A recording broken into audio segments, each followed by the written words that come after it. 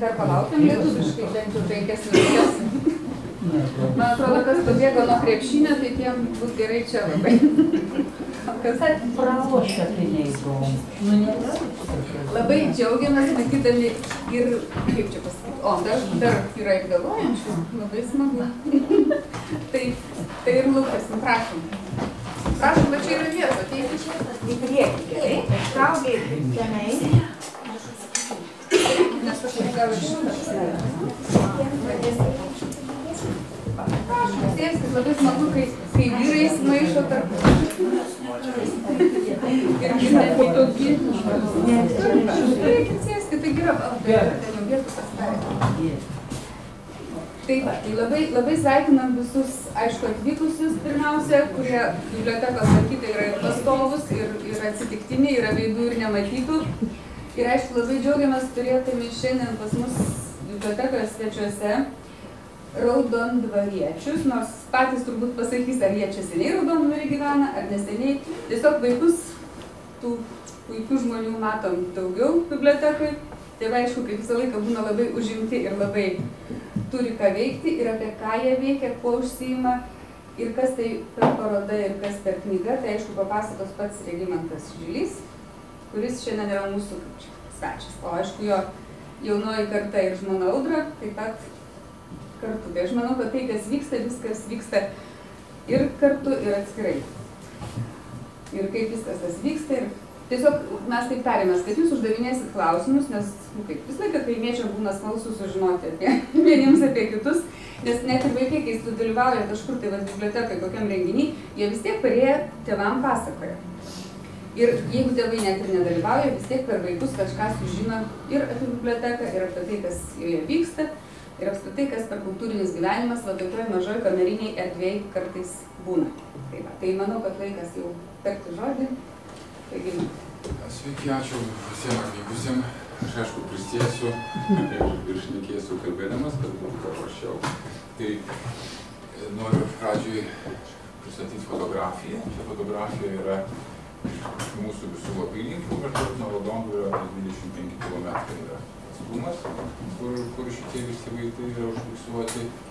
Ir šiaip aš juos fotografavau tuo ne pačių gražiausių metų, ne žydėjimo metu, ne vasaros, ne rudens, bet kai jau tų spalvų jau beveik nėra, tai čia spalio mėnuo ir maždaug baigėsi kažkur tai pavasario pradžia, kovas, balandis. Bet kaip matot, ir tokiu metu spalvų yra pakankamai ir ta žemė yra graži. Ir toks užmanymas pirminis, nežinau, gal dabar jis jau yra sugalvotas ir aš jį patį supratau, kad ta aplinka, kurioje mes esam, yra svarbi ir jinai yra mums kaip pamatas, kuris mus visus suvienyje. Norime to ar nenorime, mes esam ant tos pačios žemės, net jeigu ir tuo atveju mūsų pažiūros skirtingos ir interesai ir visa kita. Tai ir vis tiek mūsų visas pasaulis prasideda nuo atsigręžimo į žemę, nuo vaikystės visi šliaužiojam, visi vaikščiojam po visokius ten šiaip brūzgynus, upelius, laukus ir taip toliau. Ir iš ten praktiškai atsinešam pačius gražiausius įspūdžius apie žemę, per savo prisiminimus, net manau, kad ir dabar juos turim išsaugojęs. Ir toks sumanymas buvo, kad tie prisiminimai kažkaip tai kiekvienam vėl iš naujo sugrįžtų iš praeities ir kad būtų galima pasidžiaugti tuo laiku ir tais reginiais ir žeme, kurią mes labai iš tikrųjų gerai pažįstam. Bet šiuolaikinė technologija ir galimybės kažkaip nukreiptos yra daugiau ne į tai parodyti, kas iš tikrųjų yra svarbu ir mums lemtinga, bet nukreipta į madą, į tokius labai gražius laikinus paveikslėlius ir nieko, galima pasakyti, nieko nesakančiais. Nežinau, kiek čia jūs randat kažkokių tai prisiminimų, bet dauguma tai nieko nėra išskirtingi, nėra kažkokie tai labai ypatingi, bet jie tokie, ta gamta yra tokia, kokia jinai iš tikrųjų yra, nepagražinta, nepadažyta ir neperkeista taip, kad jinai būtų nebeatpažįstama. Tai jeigu kas nors norit ką nors paklausti apie fotografiją, tai tada bandyčiau kažkaip tai konkretizuoti. Būkit drąsūs, klauskit pačių paprasčiausių klausimų, kas tik tai šauna į galvą. Čia labai vakar gražiai pristatėt šitą filmą, o paskui jau kitus, taip apie stotelę. Va, stotelė praktiškai, čia yra stotelė, aš manau, visiems pripažįstamas objektas kaip toksai, bet jinai yra tokia, kad nesuprasi, ar čia į kur jinai veža, į kur jinai perkelia, nes dangus lyg tai yra iš principo mėlynas, bet jis yra toks kaip siena, kuri uždaro žmogų nuo kažkokios tai erdvės ir kaip persikėlimo kažkoks taškas kažkur tai. Ir ta linija tai yra kelias, žvyrkelis. Bet pirmas matymas atrodo čia žemė, o ten kur balta bangos muša. Ja, tai čia šiaip tai viskas yra taip daugmaž yra akivaizdu ir paslėpta šiaip. Čia toksai yra žaidimas, kad tai, kas yra visiems suprantama, nufotografuoti taip, kad prarastų tą pirminę savo reikšmę. Tai vat kelias čia tapęs tik tokia juostelė, kuri balta eina, kuri atskiria dangų ir žemę. Ir čia tik tai, kad stotelė galima suprasti, kad suoliukas yra, bet jeigu suoliuko nebūtų, būtų galima sakyti, kad čia tik tai šoks kelio ženklas ir ten daugiau nieko nėra. Tai šitą važiavau fotografuoti vietą gal kokius 5 kartus. Važiavau, tai ranka sudrebėjo, ryškumo nėra. Važiavau, tai dangus nebetoks. Tai iš kelinto, kad tai karvės ganėsi čia pirmam fone, negalėjau niekaip prieiti. Karvės retušuoja tas. Ne, čia yra dar, galiu pasakyti, atlikta viskas, kaip čia pasakyti, senovinė technika su juostele. Čia viskas yra iš juostelės, ne jokia skaitmeninė fotografija. Ir dėl to jinai dar tokia yra, kaip čia pasakyti, gyva ir tokia, kaip sako, turi visai kitokį tašką.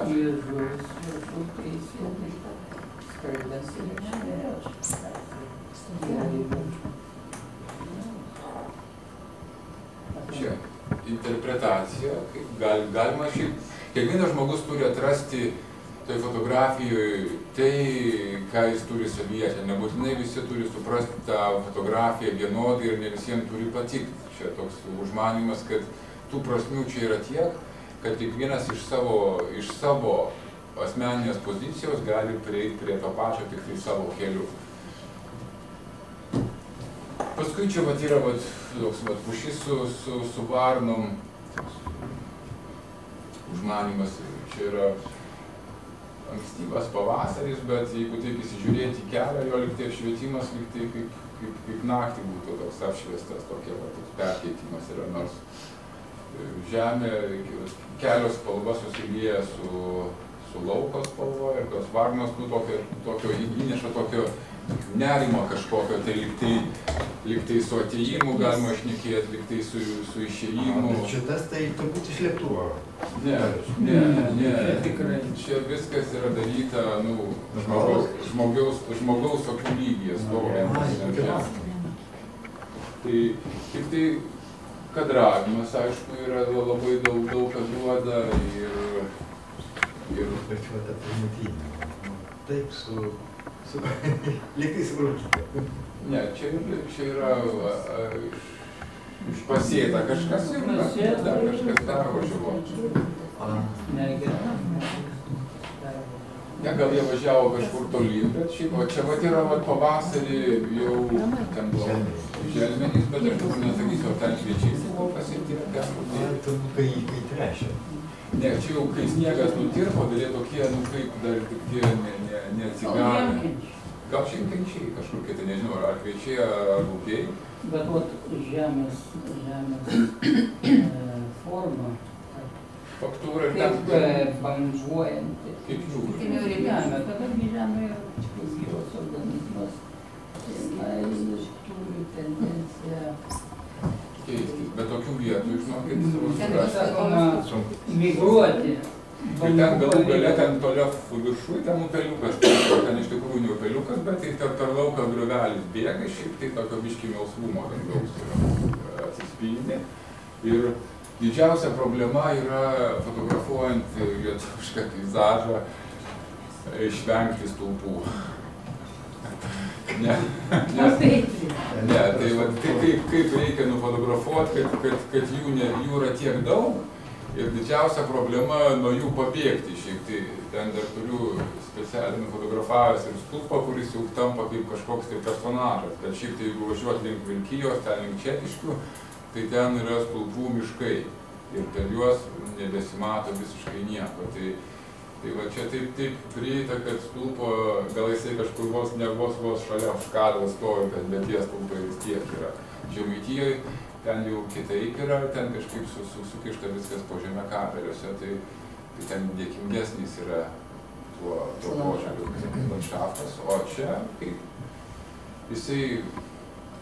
man jisai yra tuo smagus, kad jis yra tikras ir be jokių padailinimų ir retušavimo darbų. Tokiu atveju, kai aš fotografavau šitą kelią ir vežė iš fermų mėšlą ir sulaužė kelią, tas visas išsprūdo, visas ten praktiškai nebuvo įmanoma važiuoti. Ir kai pamatė, kad ten šlaistausi su fotoaparatu, tai žmonės sako, nu viskas, dabar to kelio niekas nebetvarkys, bet turbūt galvoju, kad čia iš spaudos kažkas tokio ir tą kelią paskui sutvarkė iš Vilniaus spaudos, viskas buvo sutvarkyta, nes pavasarį anksti žiūrėti, viskas minkštas yra šiaip išsulaužė. Jiem padėjo, jiems padėjo, kad jie sugadintų kelią. Tai ta būsena kokia buvo, nes ten praktiškai su lengvąja jau išvažiuoti, net ir su arkliuku neišvažiuoti. Tai iškai jūs laiku ten pasirodė. Greičiausiai. Sakykit, o jūs specialiai ieško tokių vaizdų, ar tiesiog netikėta akimirka tai būna?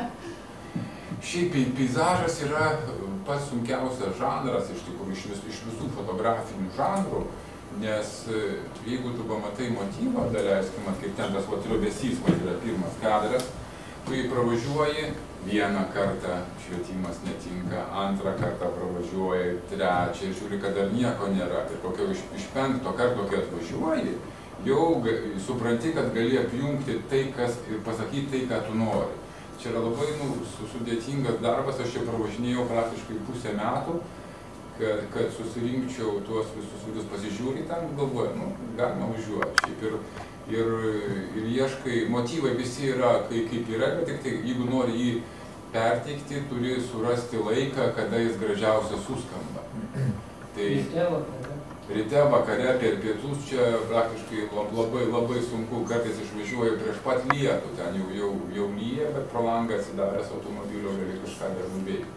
Jeigu saulė nusipraususi gražiai, tai labai gerai man. Bet saulė, kaip ne visą laiką, kad čia jos iš principo aš kaip matau ir nesimato kaip po tokios saulės. Čia daugiausia fotografuota, kai tos saulės beveik ir nelabai yra. Nėra tokių aiškių kontrastų, nes... Ta saulė yra apšiltimą maišo labai.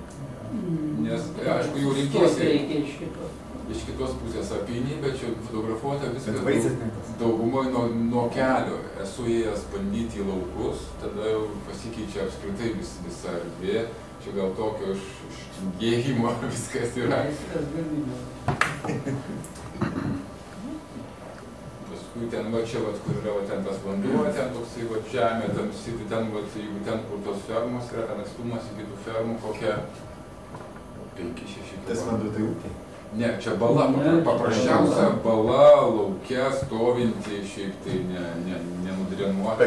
Šitoj pusėje man tai taip asocijuojasi, o šitoj pusėje, kur čia yra tas, tai taip atrodo lyg tai, čia tai, ką mes išvežėm iš fermų. Ne, čia yra žmonės.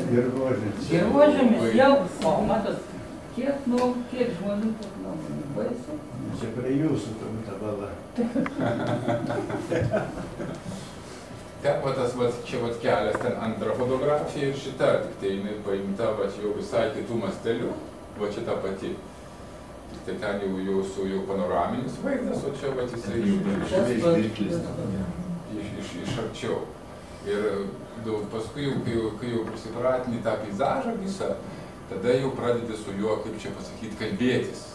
Atvažiuoji ir tu supranti, kad jau tikrai paspausiu kadrą ir tikrai bus graži fotografija. Atvažiuoji kartais, tai pagalvojau, ko aš apskritai atvažiavau, aš nieko nematau ir nieko nėra, nes apšvietimas iš tikrųjų tai yra pagrindinis objektas, kuris leidžia fotografuoti, nes tai yra be šviesos fotografijos nebūtų. Ne, be saulės šviesos. Nes jeigu saulės nėra, tai fotografijos irgi nėra, nes mes fotografuojam tik tai, ką saulė apšviečia. Čia yra kaip atspindžio saulės fotografavimas ir dar tos visos spalvos yra tokios, kaip čia pasakyti, kitokios, negu mes įpratę matyti savo akimis, nes tas spalvinis spektras saulės šviesos, jisai labai priklauso nuo to vasara, ruduo ar žiema. Ir vat, kai kurios fotografijos eina į gelsvumą, į melsvumą, į žalsvumą. Ir vat, tą vat momentą atskiria fotojuostelė. Mūsų akis to neskiria. Ir kai tu tos vat, tikros šviesos mums smegenys perkeičia į tą tikrą suprantamą, bet kai nufotografuoji, tai gaunasi tokie keisti vaizdai ir aišku, reikia labai tiksliai pasirinkti ekspoziciją, išsimatuoti šviesą, kiek jos iš tikrųjų yra. Ir jeigu tik tai įsimatuoji ne taip, viskas griūna. Nebėra spalvų, dumplas, negražu, reikia atrasti tos fotografijos, tie visi tonai ir ta žemė nėra tokia skaidri ir skambi iš tikrųjų, kai žiūri. Ateini, viskas tai vienodai atrodo. Bet kai jūs supranti tą šviesos prigimtį, jos tą spalviškumą, tada jau ieškai kur kas, kaip kodėl atsiranda. Aišku, jeigu čia būtų galima dirbti skaitmeniniu būdu, tai būtų galima perkeisti taip, ko iš viso nėra. O šitie visi vaizdai yra taip, kaip gamtoje aš mačiau, šitos vaizdus, taip jie iš tikrųjų ir yra. Natūraliai. Taip, kaip iš tikrųjų yra. Ir spalvinė gama yra tokia pati. Beveik identiškai, žinok. Tik tai problema yra tame, kad mūsų akis mato kitaip negu fotojuostelė. Fotojuostelė fiksuoja faktą spalvinio spektro, o mūsų galvose jau gražina į tą į vidurkį atveda. Čia arba žemiau, arba daugiau, nes spalvinė temperatūra matuojama kelvinais ir normali temperatūra yra apie 5000 kelvinų vasarą, kai saulė zenite. O kai ryte, jinai praktiškai vadinamas tas auksinis laikas, gelsva visa, o į vakarą vėl pasikeičia ir nukrenta. Ir jeigu fotografuojat patalpose kas nors su aparatu ir su juostele fotografavot, ir jeigu išjungta baltos šviesos balansą, pasimatys, kokia yra iš tikrųjų tos šviesos spektras, jinai gelsva, šita spalva žalsva yra, kaitinės lempos gelsva, o saulė šiaip duoda baltą šviesą. Bet kai jinai eina skirtingų kampų į žemę, jinai pasikeičia. Tai jeigu dar taip nukeliau dar toliau, kodėl dangus mėlynas yra dabar. Palauk, čia viskas yra susijęs su mėlynu dangum, nes čia jau, aišku, kitos lankos, bet vis tiek su fotografija privesiu. Nes dėl ko jis mėlynas iš principo yra? Dėl to, kad vienu metu atmosferoje yra vanduo, ledas ir garai. Ir jie sulaiko mėlynos spalvos bangą ir dėl to dangus mėlynas. Ir dar, kaip mes pastebim, kai sako, pas mus yra, jeigu kas nors atspausdina kokią nors leidinį ir pakabina ant saulės, tai mėlyna spalva išblunka vėliausiai, dėl to, kad jos mažiausiai patenka į žemę, ją sulaiko. Tai čia viskas yra tarpusavy susiję. Dėl to daugiau tokia mėlynė, aišku, vietom yra tokie per rūką, per visokias miglas, čia tokio vasariško dangaus, ten gal kampelis matosi šį, bet daugiau tai tokio čia šitose fotografijose nėra. Čia pavasarinis, bet toks čia praškai kaip ir iš tikrųjų, kur aš buvo saulė, o toj pusėje jau buvo audros toksai dangus, lygus, lietaus dangus. Ir čia jau daugiau susijęs su visokiais fizikiniais dėsniais, bet galiu papasakoti, kaip kas iš ko atsiranda, gal ne visai suprantama kalba, bet jeigu kas nors neaišku, tai prašom klauskit, bandysiu paaiškinti.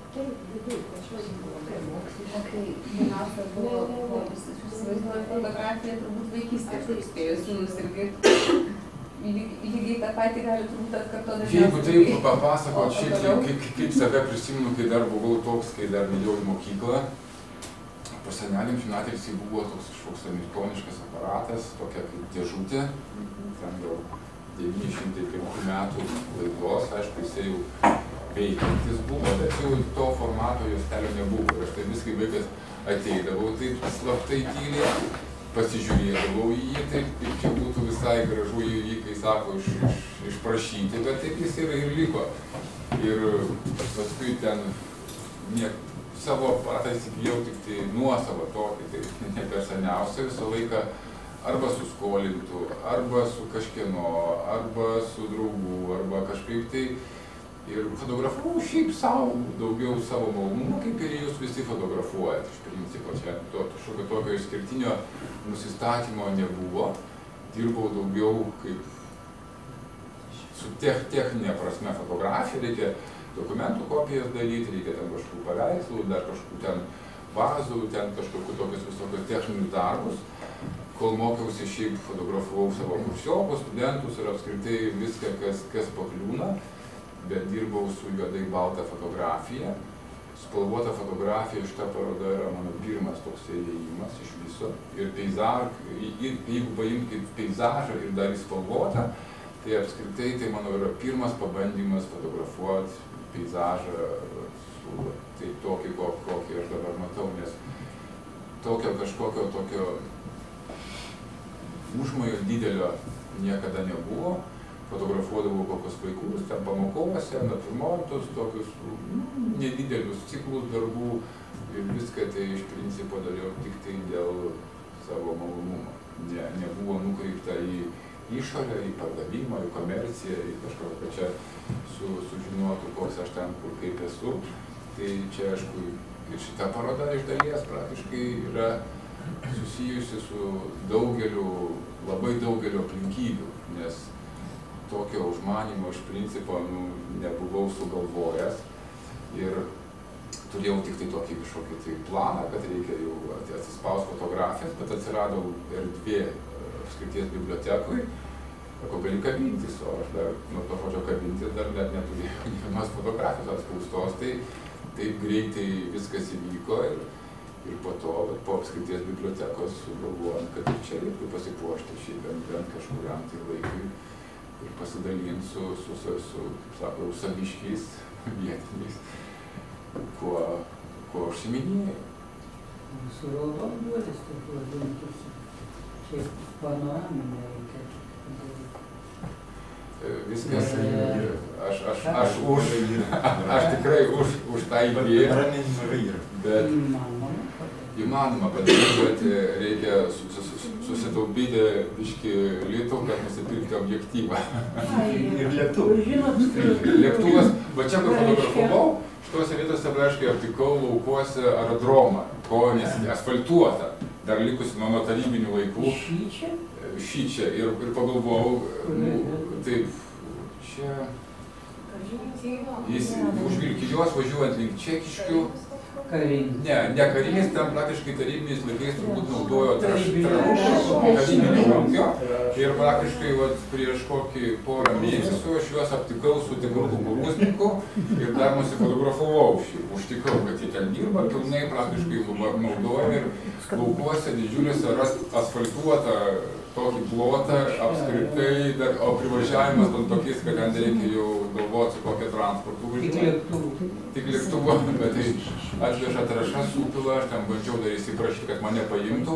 Sako, nebent tave pririšim, nes du pilotai turi sėdėti priekį, vietos nėra. Tai sako, gal kada kitą kartą. O šiaip smagu būtų šiaip pafotografuoti ir iš... Jie skrenda pakankamai žemai, negreitai ir visai galbūt... Jo, čia kažkada tai buvo išleista tokia fotografija, irgi iš paukščių skrydžio, kur raudonvara čia mūsų panorama. O tai su liekiu, jisai skraido. Bet kitas galima padaryti. Bet šiaip aš dar galima būtų, bet reikia turėti jau apgalvoti techniką, nes... Ne, bet liekis, jisai pats skraido ir savo tą tupimo taką daugiau. Šitas lapūnas? Man atrodo, kad šiaip yra ta fotografija. Čia daryta panoraminė irgi galima daryti. paprastas. Čia yra Reikia objektyvus. tiksliai nustatyti personažą, kad sutaptų sąlyčio. Ten jau, jeigu įman skaitmeninė, ten automatiškai jau jungia tą, o fotografija yra kur jau gali jungti į vieną.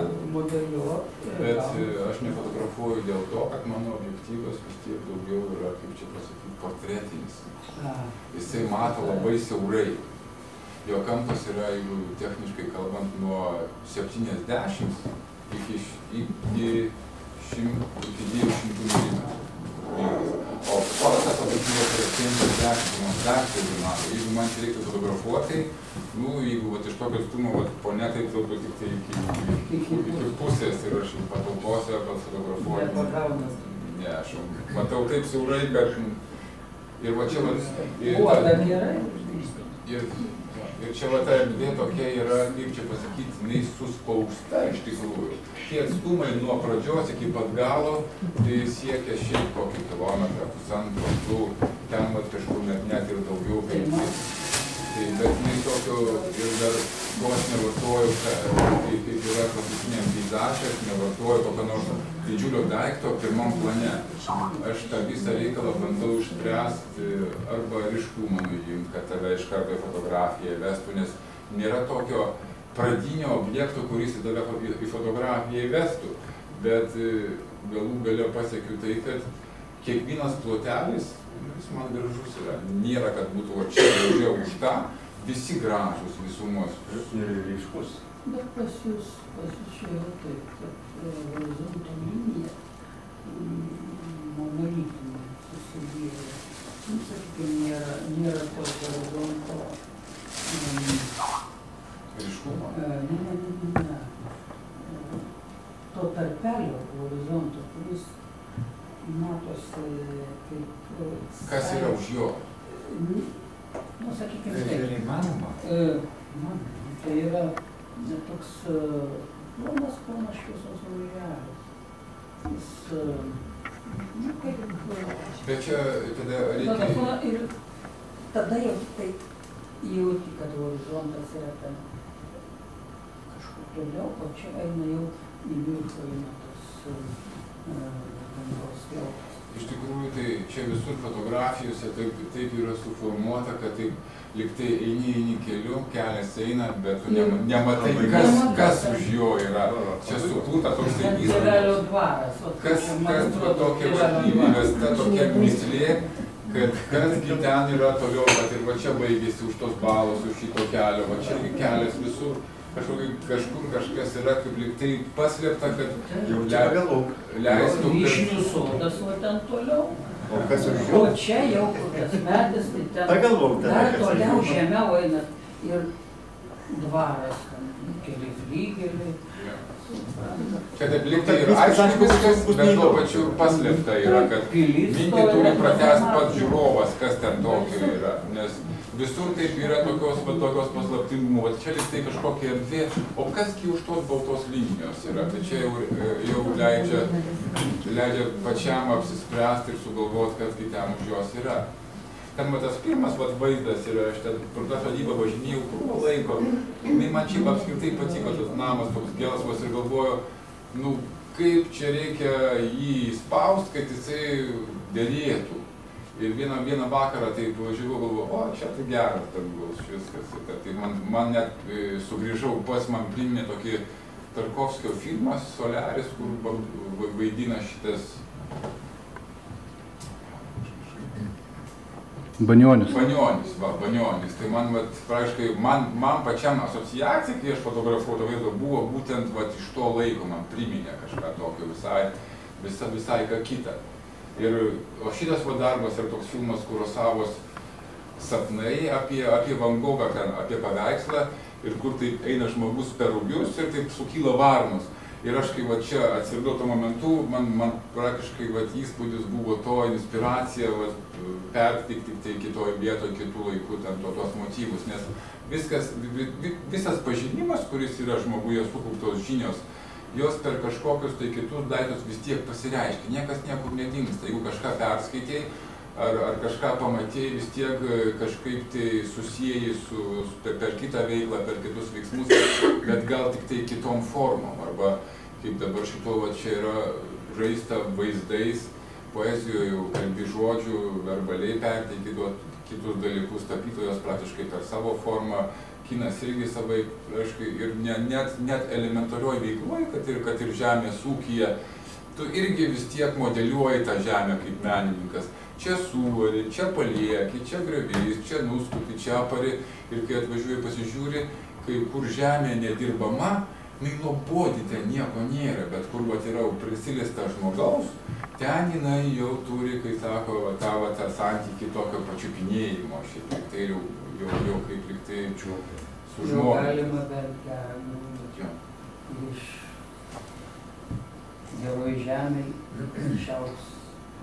O jūs nežaidžiat su, kaip dabar nupasakot, mažyčiai kažkokie to objektai, jie paskui atrodo kaip dideli, sakykime, visiškai. Ne, dar kol kas. Čia reikia specialaus... Nereikia specialaus, o būtent... Ne, mano objektyvas minimalus atstumas iki kadro yra taip 3 metrai, tai aš galiu ten paimti kažkokį obuolys tilptų į kadrą ir galėčiau atspausti per visą tą fotografiją, bet tada dingsta gilumas ryškumo. Jisai tai labai būna toks, labai trumpas gilumas, ryškumo gilumas matuojamas metrais. Tai kai aš jau pritraukiu, mano tas labai siaura linija, jeigu sferiškumas yra didelis, mano tik kraštukas yra ryškus, viskas pradeda plaukti tolyn. Nes aš buvau nustebinta, pas jūs susipažinau su Ignu, atsimena tą kompiuteristą berniuką. Ir jis su paprasčiausiom, nežinau, kažkokį sakė senelio fotoaparatą ir parodė į savo nuotraukas. Fantastika, kaip sužavėtas. Šita makrofotografija yra, jeigu objektyvas yra plačiai matantis. Jisai neturi iš ko vaikas. Ne, bet tarybinė, aš žinau, ten buvo arba Zenitas, tai jo kampo matymas yra, jo atstumas iki objekto 30 cm minimalus. Tai iš 30 cm tu praktiškai gali Pas mus yra kokie 3 fedai. Fedai yra labai geri aparatai. Kokie 3 yra, kad kažkada gali pasidomėti. Labai geri aparatai, jie yra nukopijuoti nuo vokiškos Leikos, tik tai pavadinimas pakeistas, aišku, bet pati konstrukcija ir optika yra vokiška ir jie labai duoda gerą ryškumą ir gerą kontrastą. Jie yra paprasti, atsparus, aš nežinau kam šiaip, nes esame išvalgę kelius ir šiaip visokių yra buvę kuriozų, bet kad būtų pavedęs fedas, tai tokio atveju nėra apskritai buvę. Kilo mintis, kad sekanti paroda kažkas tai būtų aparatų, ypatingų aparatų ir su fotografija, pavyzdžiui, man Komsomolca, senovinė fotografija, kur iš viršaus nuotrauka ir nuotraukos jaunystės. Irgi tokias, viskas tiek kitaip negu dabar, bet iš tiesų gal įdomu būtų, gal darom. Šiaip smagus aparatai buvo. O pas mus buitinio senasis, įsivaizduoja, tas trikojis didžiulis, kur darydavo vienas tuvinės su nuotraukas, su tais visokiais. Tie dar smagus aparatai yra kokie nešiojami, bet su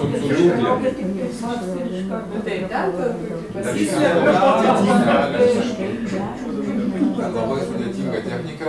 Su tokiais aparatais dirbau, kai baigiau inžinerinius mokslus, tiksliau buvo prieš diplominę praktiką. Ir mes fotografavom su tokiais Klaipėdos senamiestį, bet ten jau, aišku, jie tikslus ir geri, fotografavom fasadus ir iš vidaus su markėm, su žymėjimas, kad jeigu kas nors sugriaus, būtų galima atkurti 0,5 mm tikslumu. Ir iš tų fotografijų stereo poros parašydavom visus brėžinius.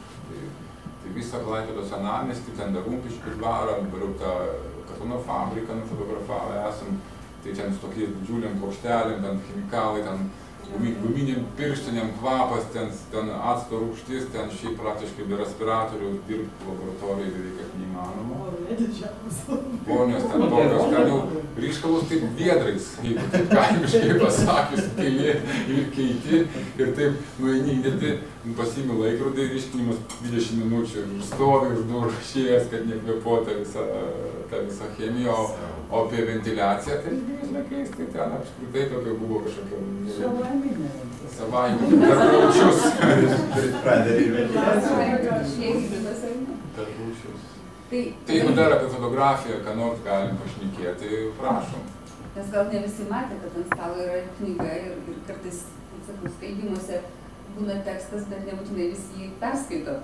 O kadangi knygos pavadinimas irgi labai yra vertikalių dykumos horizontų, tie 3 žodžiai, vėl čia apie horizontą kalbam, tai man atrodo visiems būtų labai įdomu ir smalsu išgirsti, kaip ta knygelė atsirado ir ar lygiagrečiai su fotografija? Lygiagrečiai su fotografija. Praktiškai čia tai, ką fotografijose permąstau vaizdais, tai čia tą patį permąstau žodžiais.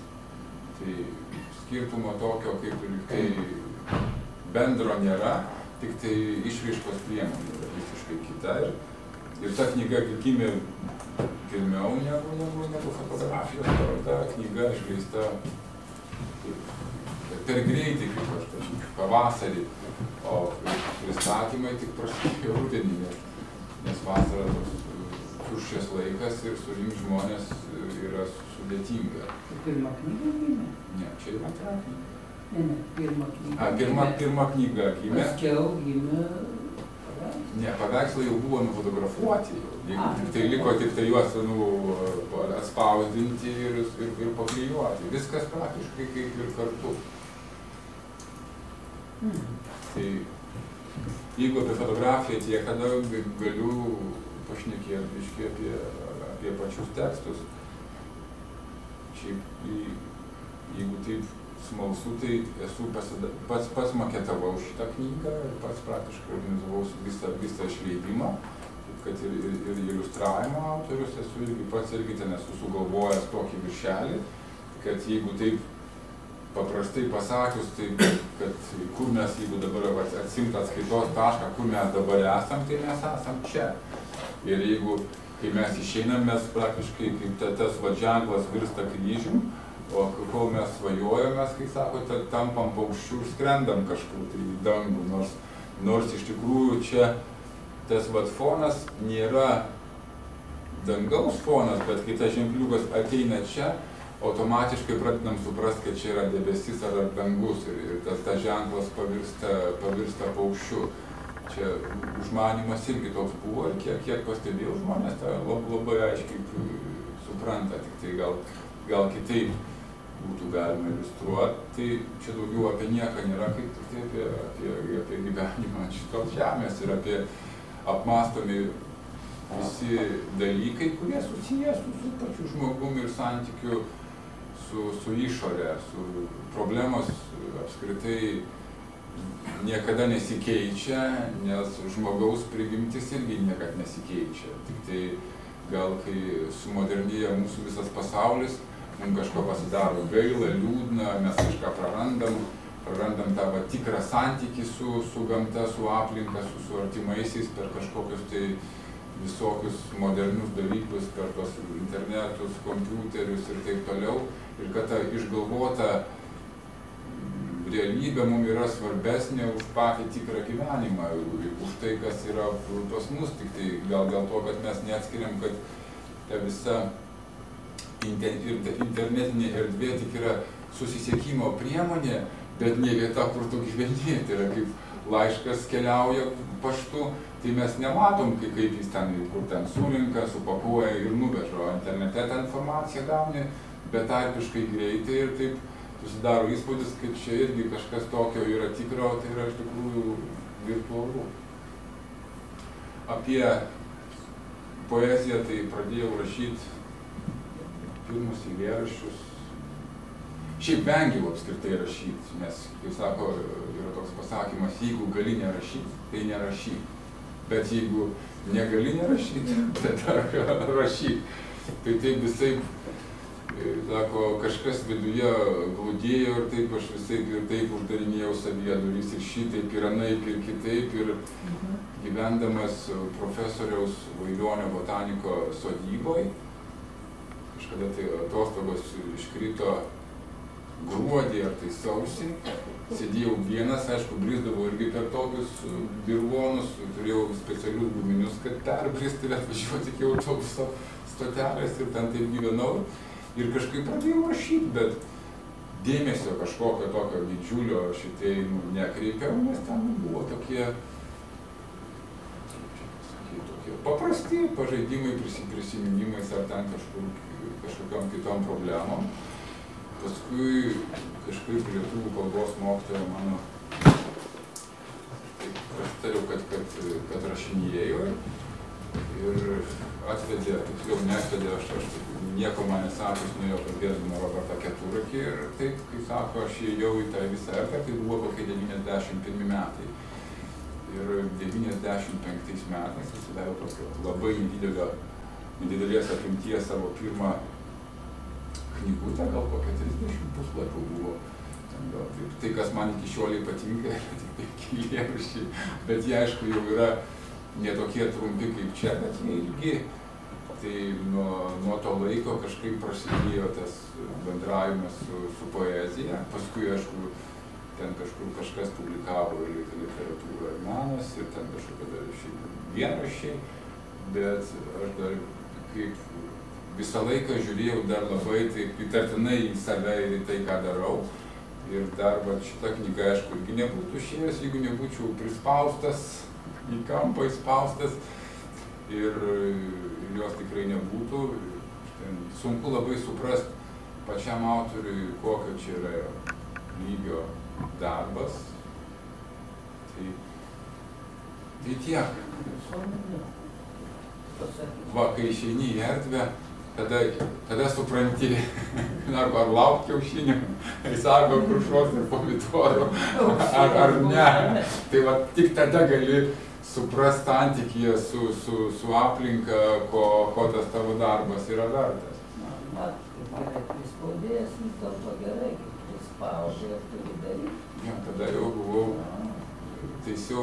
Negali ten gėjo nusimest. Ne, šiaip rašai, padedi ir viskas to baigėsi ir ten toliau kažką veiki, bet tai būna taip, kad pakelia tave vidury nakties ir kol neparašai, tol negali miegoti. Tai tokių visokių būsnių, arba taip kaip ateina tie eilėraščiai, kaip gimsta, tai kiekvienam tas kelias yra skirtingas. Kartais kažkoks oras tinkamas, kartais vakaras, kartais kažkokia turi vidinę problemą, kažkur reikia save padėti, išsispręsti, įsinagrinėti savo, kad nusiramintum. Iš tikrųjų, tai visa tai, kas čia surašyta, tai yra kaip maždaug nusiraminimo procesas. Vat, kažkokia problema viduje yra, negali išspręsti, tai kokio nors ten konflikto vidinio, kas gerai, kas blogai, kažkur kažką ir taip vat, per tekstą bandai rasti ryšius tarp dviejų skirtingų pradų ir va čia susidėlioji maždaug tą sprendimą visą šitoj knygoje arba eilėraštyje, tada jau tau ramu, viskas gerai, nieko nebereikia, aš jau vėl ramiai sėdžiu, kaip sako autorė.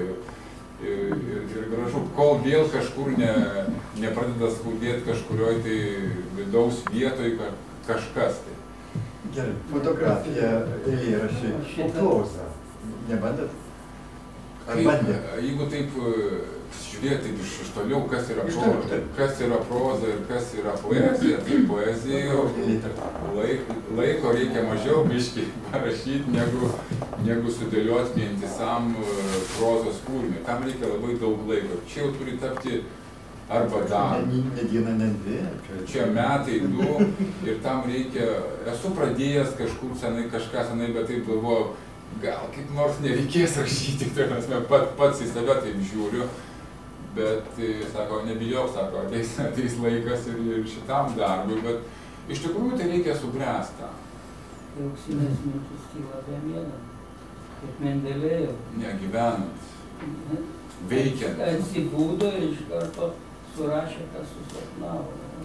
Bet kiek reikėjo gyventi ir dar sapnuoti prieš tai, kada tas sapnas ateitų, žinai.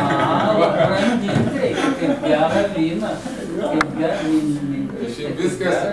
Visi žmonės turi labai daug savyje visokių galių, bet reikia atsirasti tinkamoj vietoj, kad tos galios iš žmogaus išeitų į paviršių. Aš manau, kad čia jeigu visiems sudarius sąlygas, aš manau, kad vis tiek kūrybiškumas bet kuriam pasireikštų, tai ar per kokį nors darbą. Bet rašytojams čia Dievo dovana. Ne kiekvienas gali. Aš suprantu, kad yra tam, čia gal iš tikrųjų tai vis tiek žmoguje yra kažkas tokio bendro duota. Ir tavyje blaškos ir tu galvoji, per kokią čia lengvesnę formą, kai sako, tos visos Dievo dovanos atsikratyti. Tai aišku, šiandien taip subuitino tą visą šnekėjimą, bet aš taip galvoju, kad tai lengviausia forma, tai mažiausia reikia popieriaus lapo ir su kuo rašyti, ir dar bent jau, kad kažkokias spingsulę šviestų, tai tik tai taip galima. Rašytojais gali būti daug kas, bet rašytojais mažai kas. Šiaip iš tikrųjų labai sudėtingas amatas, aš kaip sakau, amato ir meistrystės tame, ką tu darai, vis tiek yra labai daug. Jeigu tu gauni tą visą impulsą kažkokį dvasinį, tai reikia jį apdoroti kažkokią sutikti formą šiaip iš karto ir visus kitus kriterijus, kad tas kūrinys nebūtų toks, kaip sakyti, sunkus kaip plyta, jis turi tave vis tiek pakelti. Bet jūs rašot, daleiskim, čia paėmėm knygas, o naujasis knygas kokias paėmėm.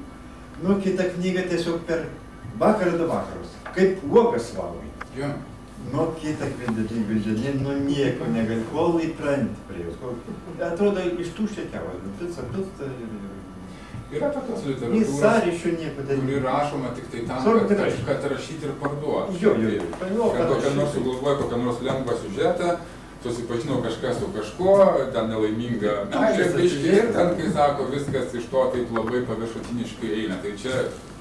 O kitas suvalgai, kai reikėtų pačių knygų. Matot, rašymas, tai yra, kaip pasakyti, kad išsireikšti trumpiau, tai kaip geras paveikslas, žiūri paveikslą. Tai turi jaust, pats sau turi jaust kažką rašai, o ne iš kažkur tai. Jisai geras paveikslas, kai skaitai knygą ir matai, kas skaitai.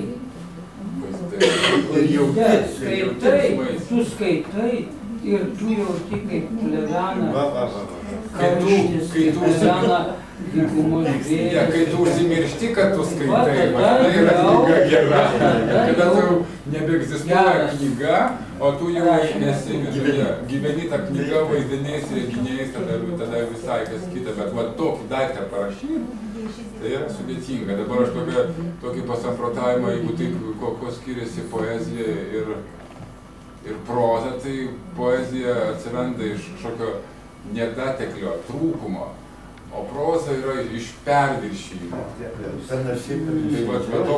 Čia labai bendrai taip bandau pasakyti, bet poezija toks skausmingas yra daiktas. Gėlą išlieji, o prozai ką pragyveni. Poezijoje jau kurį rodai, koks yra gyvenimas, bet jau taip ramiai, be jokio kažkokio tokio didžiulio krūvio. Tai jeigu nebeturit klausimų, galiu šiek tiek paskaityti. Dar knygos sumanymas yra toks, kaip reiktų suprasti kaip vieną eilėraštį. Nes per tos visus eilėraščius pasikeičia nuotaikos, būsenos, tam tikras periodas žmogaus gyvenimo, kur išsprendi visas, prisilieti prie visų gyvenimo sferų ir ten tokių visokių krūvų. Čia galima atrasti viską. Čia priklauso nuo to, kaip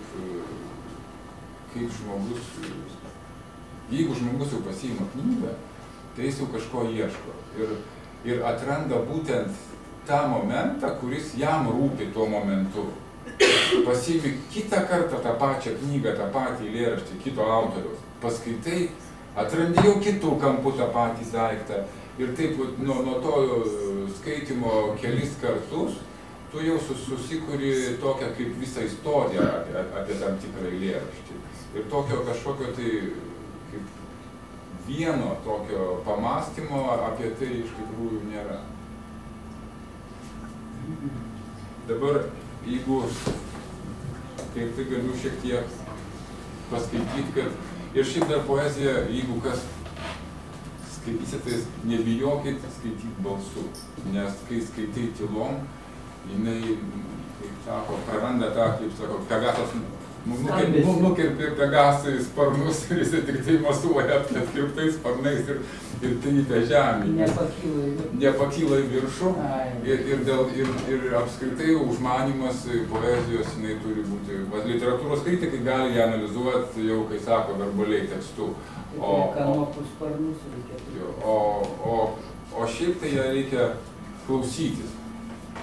Ir jinai kažkaip visai kitaip pradeda, atsiranda ritmika, atsiranda garsai, atsiranda tas, kartais sutampa eilėdara su apskritai su pačiu reiškiniu, kuris dar nusako, kad ir dar kalbė apie vėją ir supranti, kaip ta visa struktūra dar tau pasako apie vėją, ritmika visą kartu sutampa. Bet čia jau praktiškai tai įmanoma tik tai klasikiniai eilėdarai. Mano yra tokia kaip baltos eilės, be jokios klasikinės sistemos.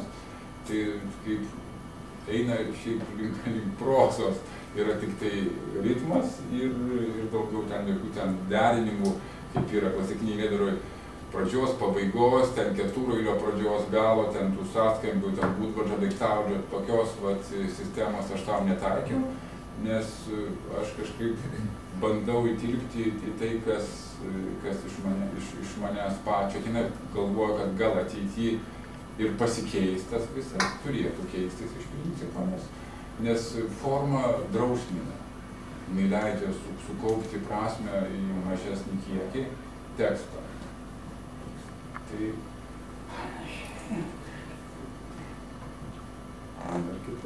aš priimu ir kitą nuomonę čia. Mano labai tokia, kaip gali būti asmeninė pozicija.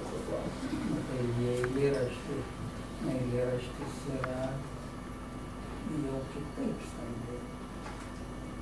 Pirmas eilėraštis yra toks, kaip kritikai sako, tai yra maždaug, jeigu skaitai knygą, kaip santykis autoriaus su žiūrovu, kaip jis į jį žiūri. Tai čia tokia teorija yra, kad pirmas eilėraštis knygoj tai yra maždaug toks kaip ir tai pasikalbėjimas su žiūrovu dar jo neturint. Tai tada aš ir pradėsiu. Eilėraščiai beveik visi yra be pavadinimų. Nežinau, ar tai sąmoningas veiksmas, ar tai toksai kaip... Gal ir spontaniškas. Nerašau, kaip sugalvoju pavadinimą ir paskui pradedi kažką tokio rašyti. Gaunasi kažkaip kaip paimti kokį debesį iš dangaus ir iš savo čia ramiai pasidėti ir paskui galvoju, ką tas debesis tau reiškia.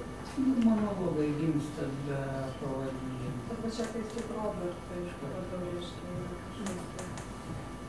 Ten tokia, išsirinko pats, ten tokia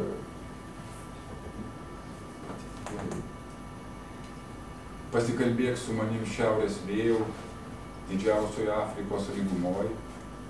Čia nėra nieko, bet yra viskas, kas telpa tavo vaizduotės erdvėj, ir čia pasiekia mus kasdienybė.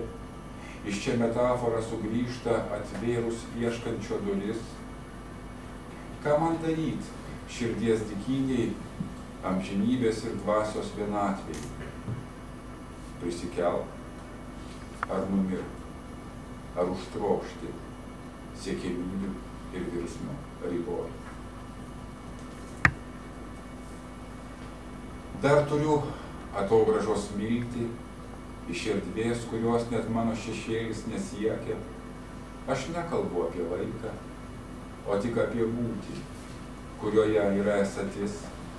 Bet kur prasideda laikas, pasaulio būties pradžia, net ir tu nežinai, ar ne. Tarp laivo nuolaužų, tarp įtakių, paguos tave bandžiau, o veltui. Bet jis jau seniai nebegyvas, tavo esaties išgalvotas pasaulis, supavau eiles tarsi kūdikį, aklas ir kurčias būdamas, be klausos, rauda geso, šviesa tirpo ir traukės, nežinojau, kad žodis kaip ženklas sušunka, aidi, pakyla ir tyli, kaip rožė širdį užmigdyta. Ir kas tau beliko? Be gyvenimo. Viskas. be užsimiršimo nieko tau čia nepaskirta.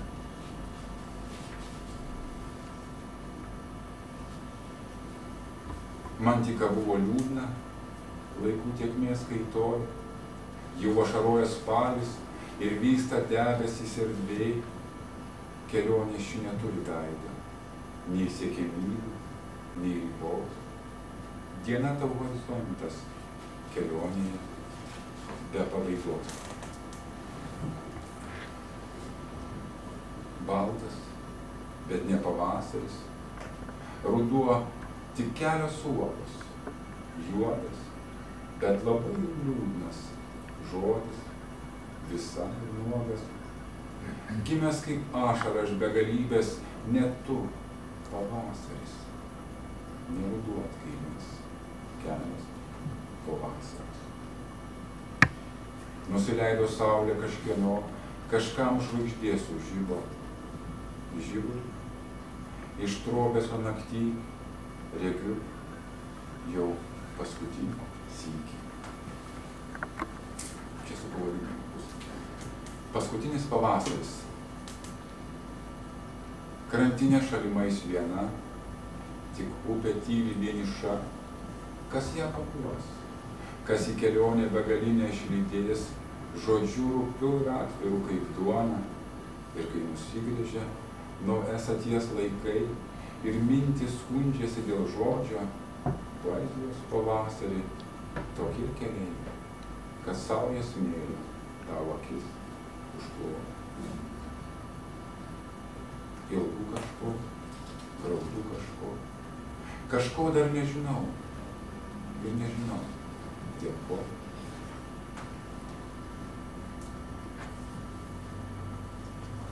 Esu vertas ne šito, esu vertas vertesnio neverto, ne vieno skatiko arnumo niekada nematyto. Esu vertas gimusio kūdikio pirmojo aš pabudimo. Esu vertas vertesnio, ne šito, bet prarasto savo likimo. Esu vertas neverto, atokvėpio ištarto žodžio be balso, tavo žvilgsnio, ramybės, ant tavo peties nepatirti. Esu vertas bučinio tavo iš saulės po stogu, iš ledo vandens ir apsunkusio oro. Esu vertas užgimusio žodžio kažkur amžinybėj, esu vertas net ir tuomet, kada esu pasiklydęs.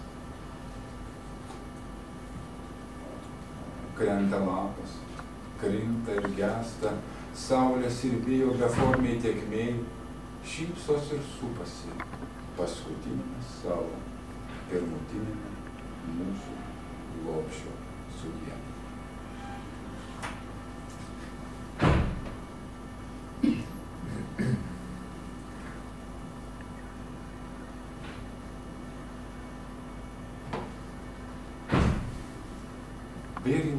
Vėl ir vėl, kaip diena po dienos, liūdesio žemė ateina iš niekur. Vėl ir vėl, kaip banga po bangos tavo laivą pakrantėj skalauja. Vėl ir vėl tu lauki kelio pradžios, nedrįstantis niekur keliauti. Vėl ir vėl, kaip mintis po minties, tavo laivas sudūžta be aido, net ir tu, be pasaulio erdvės. Vėl ir vėl sodo tylą nutrauki.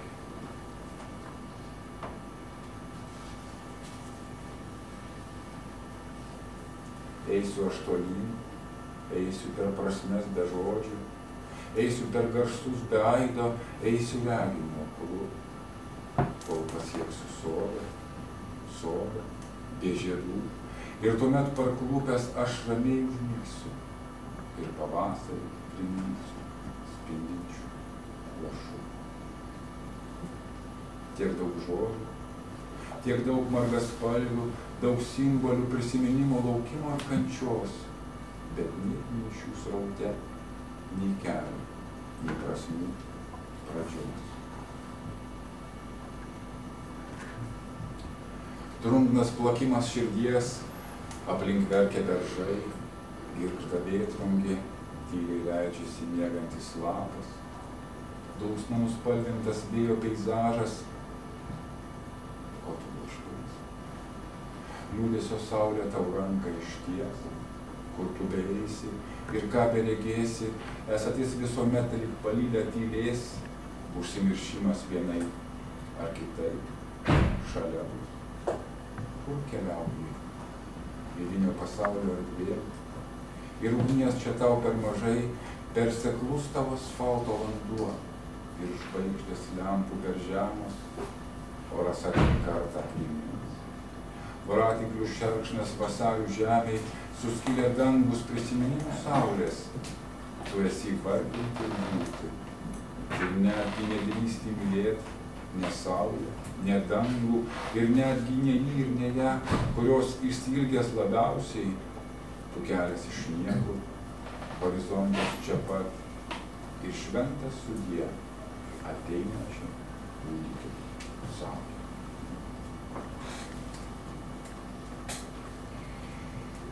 Pasiremsiu į žydrą dangų, į dangų mėlyną tamsų, nakties prijaukintą paukštį, kuris nepamiršo keliauti, ir tu čia ateisi. Ir aš čia sugrįšiu, kažko dar neradęs, kažko nepatyręs, kažką jau praradęs, kažką jau supratęs, jog smiltis atokvėpio likus. Kad viskas, kas buvo, praėjo. O ko nepažįsti, netikėtai ateina, tik gaila, kad laikas kaip vardas, kurio tau reikėjo praslinti, praėjo.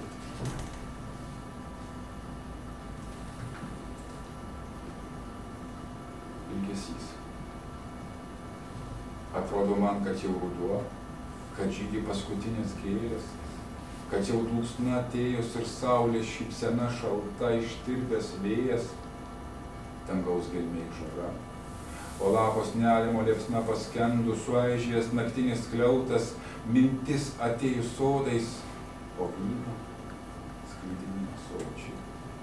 Tik aš norėčiau dar tavęs paklaust, kol kužda vėjas, kol lapai čara žavesio liepsna, kol sklinda jų trapus dar nenuilsęs juokas. Ar tu matai, kaip keičia tavo veidą laikas, kaip ilgesys ateina?